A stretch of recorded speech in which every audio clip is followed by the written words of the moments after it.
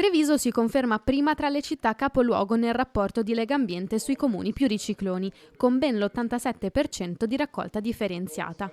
Seguono Vicenza con il 76% e Padova con il 64%, indietro Venezia e Verona. Grande risultato, lo confermano i cittadini col lavoro che fanno tutti i giorni.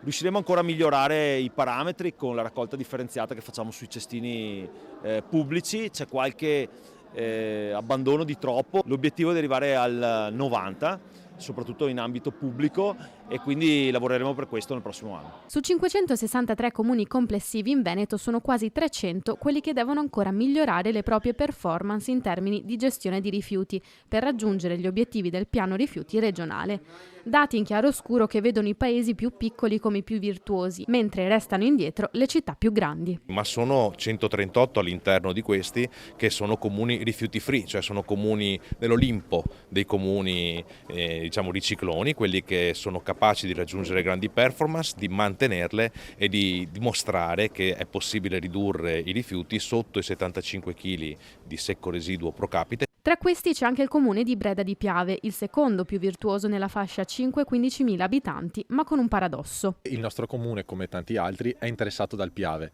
Il Piave è inteso come zona turistica e ricettiva, quindi soprattutto nel periodo estivo, ha un problema di abbandono di rifiuti, quindi siamo un comune virtuoso nella raccolta porta a porta, quindi per quanto riguarda i nostri cittadini, ma nel luogo, come si dice, aperto anche a turisti e ad altri, ecco, lì arriva la pecca. Problema che si intende affrontare in sinergia con amministrazioni e consigli di bacino, anche per allargare a tutto il territorio gli obiettivi previsti dal piano rifiuti regionale, che prevede che nel 2030 si arrivi ad una produzione di massimo 80 kg di rifiuto urbano residuo pro capite, vale a dire di rifiuto che è necessario smaltire e che non può rientrare nell'economia circolare, e con una raccolta differenziata pari all'80% in tutti i comuni. Se otteniamo questo risultato, dal 2030 in poi non avremo più bisogno di alcuna discarica in tutto il Veneto. Oggi ce ne sono 7 attive e saranno sufficienti i 3 impianti di termovalorizzazione che ci sono in Veneto, quindi Schio, Padova e Venezia.